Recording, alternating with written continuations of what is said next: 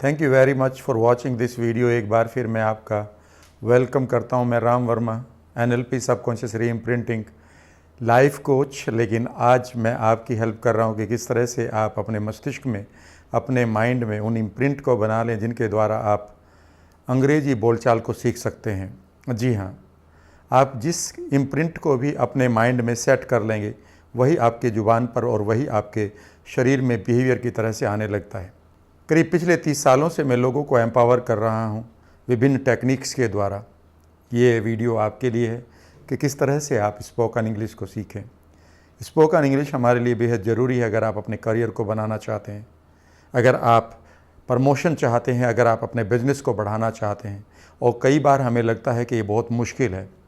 मैं आपको ये बताना चाहता हूँ कि ये बहुत आसान है अगर आप कुछ चीज़ों को बहुत साइंटिफिकली लेना शुरू करें। थोड़ा थोड़ा रोज़ाना आप प्रयास करें और उस प्रयास को बढ़ाते रहें। आज ऐसे ही प्रयास को बढ़ाते हुए मैं एक नई वीडियो आपको दे रहा हूँ। यहाँ पर एक सेंटेंस लिखा है, यह किस फिल्म का गाना है। फ्रेंड्स, कई बार ऐसा होता है कि छोटे छोटे सेंटेंसेस जिनको हम बहुत आसान मानते हैं उनको भी हम बोलना नहीं जानते। फॉर एग्ज़ाम्पल, अगर मैं यही सेंटेंस है कि ये किस फिल्म का गाना है तो आप इसे कैसे बोलेंगे। हो सकता है कि आपको मालूम है, लेकिन बहुत सारे लोगों को ये बेसिक स्ट्रक्चर ही क्लियर नहीं होता। चलिए मैं इसको शुरू करता हूँ और फिर मैं आपको बताता हूँ कि सिर्फ एक स्टेटमेंट को या एक स्ट्रक्चर को या एक सेंटेंस को लेकर कैसे आप 1000 से ज़्यादा सेंटेंसेस क्रिएट कर सकते हैं और अपनी पर्सनालिटी में 4 चांद लगा सकते हैं। ये बहुत ही आसान है। आपको सिर्फ इतना समझना है कि बेसिक क्या है। अगर इस सेंटेंस को हम ये कहें या किस फिल्म का गाना है तो मैं इसे लिखूँगा, of which movie is it the song, right? Of which movie is it the song? और आप जवाब देंगे it is the song of XYZ movie, is that right? लेकिन अगर मैं आपसे कहूँ, जब आप इसका जवाब देंगे तो ऑफ कहाँ लगेगा, बाद में लगेगा। it is the song of this movie, right?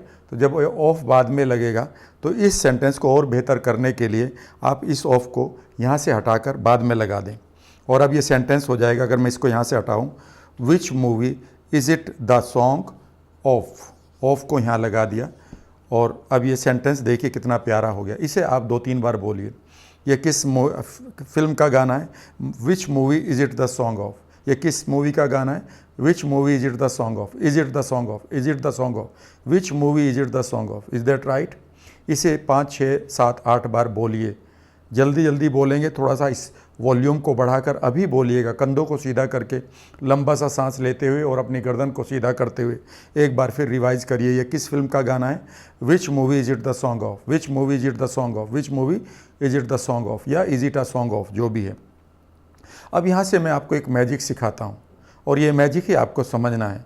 अगर मैं ये कहूँ ये किस मूवी का डायलॉग है तो अब मैं सॉन्ग की जगह क्या लिखूँगा, सिर्फ डायलॉग। तो मैंने लिख दिया यहाँ डायलॉग। अब सेंटेंस बोलिएगा। अगर आप ये कहें डायलॉग, सो अब सेंटेंस हो गया which movie is it the dialogue of, और आप कहेंगे it is the dialogue of XYZ movie. Yes, ठीक है ना, which movie is it the dialogue of. अच्छा, मैं अगर ये कहूँ ये किस फिल्म की स्टोरी है, अब देखिए कितना आसानी से आप बोल देंगे विच मूवी, वो यूँ का त्यों रहेगा, विच movie is it the story of, which movie is it the story of, which movie is it the story of. और इसे भी अब आप एक लय में बोलिए तो ऐसा लगेगा कि सब शब्दों को आप लिंक करते जा रहे हैं। विच movie is it the story of. अगर मैं ये कहूँ ये किस मूवी का क्लाइमैक्स है, सो यहाँ पर आ जाएगा ये विच movie is it the climax of. ये किस मूवी का टिकट है, which movie is it the ticket of. ये किस मूवी का गाना है, which movie is it the song of. यानी कि आपने सिर्फ इन दोनों चीज़ों को बदलिए और अब आप देखिएगा कितने सेंटेंसेस को आप बोल सकते हैं। बस यही तो आपको हल्का सा स्मार्टनेस लानी है अपनी पर्सनालिटी में कि आपको एक सेंटेंस मिल जाए और आप उससे सैकड़ों नहीं हज़ारों सेंटेंस फॉर्म कर लें।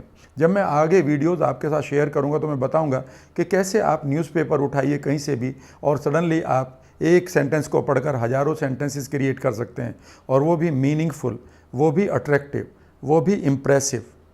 अब देखिएगा, अगर मैं कहूँ ये किस शहर की घटना है, शहर, किस शहर, किस शहर, तो विच के साथ वो वर्ड लग जाएगा। तो विच सिटी, घटना, event. So which city is it the event और incident of, which city is it the incident of, right. यह किस अखबार की खबर है, तो यहाँ पर आएगा विच न्यूज़ या विच न्यूज़पेपर, किस अखबार, तो यहाँ पर आएगा which newspaper is it the news of, which newspaper is it the news of. ये किस आदमी की कहानी है, यह किस आदमी की कहानी है। Which person is it the story of, यह किस बीमारी की दवाई है। Which disease is it the disease of, I mean medicine of, which disease किस बीमारी की है ये दवाई।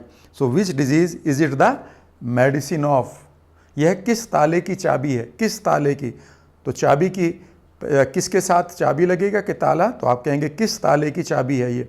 So which lock is it the key of, right. यह किस कार की प्राइस है, जब आप कार खरीदने जाते हैं वो आपको प्राइस बताता है कि ये 10 लाख की है, तो आप पूछते हैं किस कार की प्राइस है ये। So which car is it the price of, right. यह किस पार्टी का स्लोगन है, which party is it the slogan of, right. यह किस पार्टी का नेता है, which party is he the leader of. यह किस किताब का पेज है, which book is it the page of. है ना आसान। बस इस तरह से आप कुछ एक सेंटेंसेस को अपने आप फॉर्म करके देखेंगे। अब मैं आपको एक असाइनमेंट दे रहा हूँ, ये असाइनमेंट अगले 2.5 से 3 मिनट इसी वक्त चलेगा और आप मेरे साथ एक रैपिड फायर सेशन करेंगे। रैपिड फायर सेशन का मतलब होगा कि मैं हिंदी में बोलूँगा और आप उसको इंग्लिश में ट्रांसलेट नहीं करेंगे, इंटरप्रेट करेंगे। इंटरप्रेट का मतलब होता है कि एक आदमी हिंदी में बोलता है और उसके भाव को इमीडिएटली दूसरा व्यक्ति इंग्लिश में बोल देता है। यह सबसे अच्छी कला होती है। आपको इस लेवल तक इंग्लिश को सीखना है कि आप किसी भी सेंटेंस को इंटरप्रेट करने लगें। अगर मैं कहूँ यह किस आदमी की कहानी है, which person is it the story of, तो अब मैं छोटे छोटे सेंटेंसेस ले रहा हूँ, आपको बस इनको ही भरना है। बाकी तो विच इज़ इट द या ए या ऑफ ये तो लगना ही है। Is that right. चलिए, यह किस कार का व्हील है, पहिया है, यह किस कार का पहिया है। क्या बोला आपने, विच कार, बिल्कुल ठीक बात है। Which car is it the wheel of, right.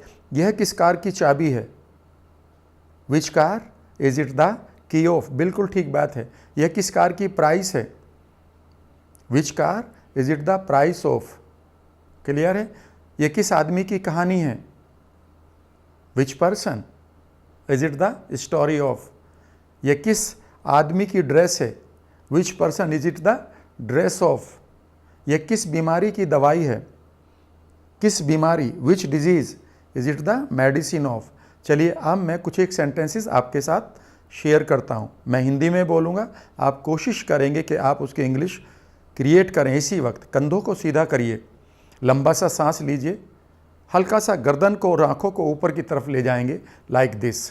जब भी आप आँखों को ऊपर की तरफ ले जाते हैं तो आप इमीडिएटली विजुअल लर्निंग मोड में आ जाते हैं। जब भी आप NLP यानी कि न्यूरो लिंग्विस्टिक प्रोग्रामिंग को सीखेंगे तो आप पाएंगे कि किस तरह से आपका माइंड रिसोर्सफुल स्टेट में पहुंच जाता है, यानी कि लर्निंग स्टेट में पहुंच जाता है। ये आपके लिए $1 मिलियन एक टेक्निक है NLP की। शुरू करते हैं। यह किस ताले की चाबी है, कोशिश करिए। यह किस ताले की चाबी है। यह किस न्यूज़पेपर का एडिटोरियल है, यह किस न्यूज़पेपर का एडिटोरियल है। यह किस प्रोडक्ट का एडवर्टीजमेंट है, यह किस प्रोडक्ट का एडवर्टीजमेंट विज्ञापन है। यह कौन सी मूवी की स्क्रिप्ट है,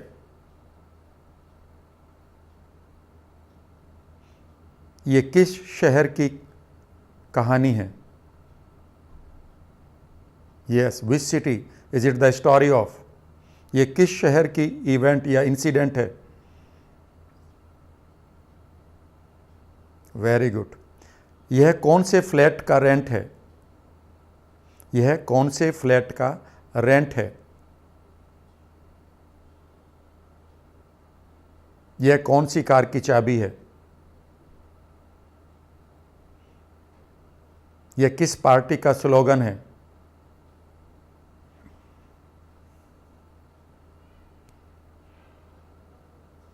यह किस क्लास का सिलेबस है? यह किस क्लास का सिलेबस है?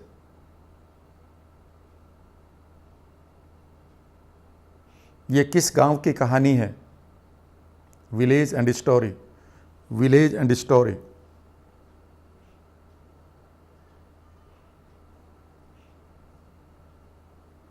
ये किस कंपनी का या ये किस ऑर्गेनाइजेशन का अपॉइंटमेंट लेटर है?